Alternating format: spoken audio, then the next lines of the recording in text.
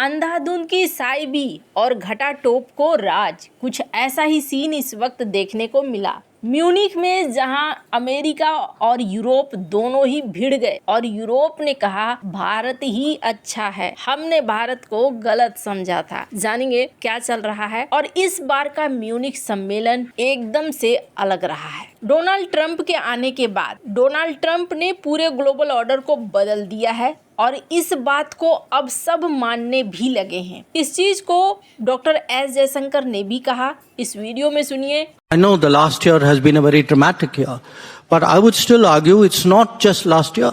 It's really been building over the last decade, particularly over the last 5 years, and we don't have an answer.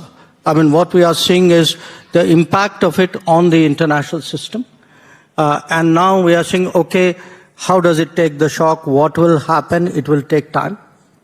But to the extent I can give you a kind of an analytical concept to deal with it, I would say, its world is heading towards greater multipolarity, that there will be many more independent or autonomous centers of decision making.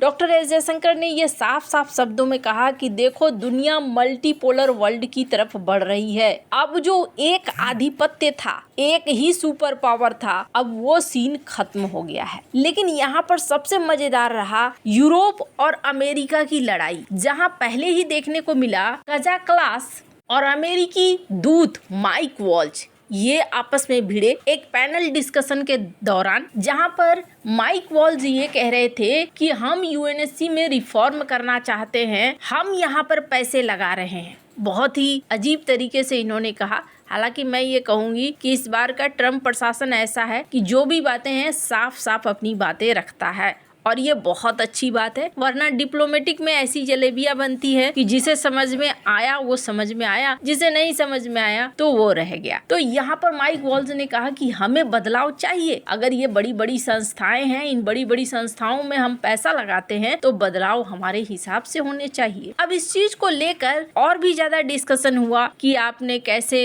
Venezuela पर action ले लिया, आप किसी को एक समान नहीं सोचते हो। तो यहाँ काजा क्लास ने एक बड़ा ही अच्छा आंसर दिया है, इसको मैं चाहती हूँ थोड़ा आप सुने। But if you look at also to the United Nations and all the contributions, then when it comes to the development aid, Europe is doing the biggest share. So I don't really buy this argument that we are not doing anything.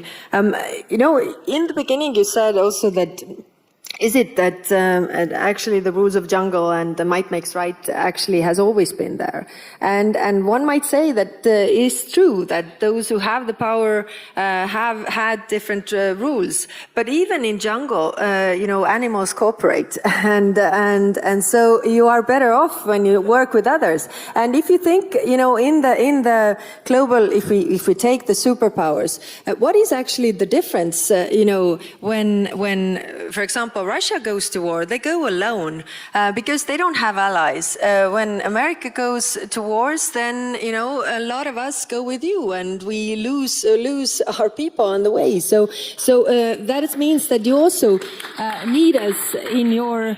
To be this superpower, because if you look at the bigger picture, I mean, in terms of economic might, China is a very, very powerful country in terms of military might as well. So what is the difference between you and the other superpowers so far is the allies. Kaza class ने कहा कि आप कहते हो खुद को super power, America super power नहीं होता। जब रूस को युद्ध में जाना होता है, रूस अकेले युद्ध में जाता है, उसके साथ कोई नहीं होता है। लेकिन जब अमेरिका युद्ध में गया या वो युद्ध में जाता है तो अमेरिका के साथ हम लोग होते हैं, उनके सहयोगी होते हैं, और हम में से बहुतों ने अपनी जान भी गंवाई है अमेरिका के चक्कर में। आपको अपने सारे सहयोगियों को एक समान मानना चाहिए। आप अगर कहते हैं कि हम सुपर पावर हैं, तो चाइना भी आज की डेट में इकोनॉमिक तौर पर, सैन्य तौर पर सुपर पावर बन चुका है। तो आप में और चाइना में क्या अंतर है? ये एक लड़ाई है,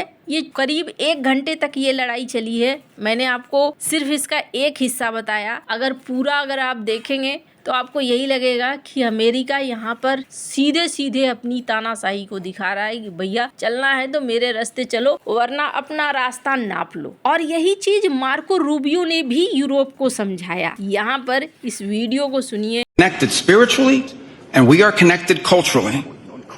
We want Europe to be strong. We believe that Europe must survive.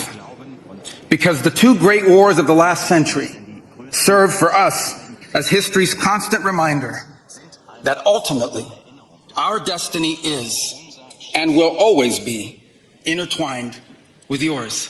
इनका कहना है कि देखो हम चाहते हैं कि तुम अपने पैरों पर खड़े हो, हम यूरोप के पहरेदार नहीं हैं। एक तरीके से देखें तो मार्को रूबियो एक तरीके से धमका भी रहे थे और दूसरा यूरोप को चाह रहे थे कि यूरोप अमेरिका की बात माने। कहीं ना कहीं यूरोपीय यूनियन और भारत की डील के बाद अमेरिका थोड़ा परेशान भी है कि यूरोप उनसे अलग हो रहा है, उनकी बात को सुन नहीं रहा है और अपना रास्ता खुद चुन रहा है। तो ऐसे में देखने को मिला कि म्यूनिक सिक्योरिटी कॉन्फ्रेंस में मार्को रूबियो ने अपने भाषण में साफ कर दिया कि अमेरिका अब यूरोप की जी हुजूरी नहीं करेगा। उन्होंने दो टूक लहजे में कहा कि अमेरिका को पश्चिम के मैनेज्ड डिक्लाइन यानी सुनियोजित पतन चौकीदार बने रहने में कोई दिलचस्पी नहीं है। रूबियो का अंदाज बिल्कुल वैसा ही था जैसा ट्रंप के करीबियों का होता है, जो जमकर प्रहार कर रहे थे। और इन्होंने यूएन को लेकर भी कहा और यूरोप को लेकर भी कहा कि आप अपने आप को ताकतवर बनाइए, हम नहीं चाहते हैं कि हमारा कोई भी सहयोगी कमजोर रहे और हमारे कल्चर एक जैसे हैं, हम चाहते हैं कि साथ रहें पर आप मजबूत रहें। हालांकि यूरोप को एक बात समझ में आ चुकी है कि अमेरिका कभी भी उन्हें झटका दे सकता है और अमेरिका के साथ रहना होगा तो अमेरिका बॉस रहेगा और हमें हाँ में हाँ मिलाना होगा। ऐसे में यूरोप ने रास्ता तलाशना शुरू कर दिया है। यूरोप ने जो बड़ी गलती पहले की थी अब वो गलती को दोहराना नहीं चाह रहे हैं और आखिरकार इन्होंने भारत की बात मानी। ये जो देख रहे हैं ये जर्मनी के विदेश मंत्री हैं और जर्मनी के विदेश मंत्री ने एक बड़ा बयान दिया म्यूनिक में दुनिया के सामने और इन्होंने इस बात को स्वीकार किया कि हाँ मैं गलत था। So we firstly considered these countries as being members of the BRICS, and that is in a sort of alienated us from them, and that was wrong. So now we realized that, of course, we have a lot of differences with, especially Russia, that has not to be underscored here.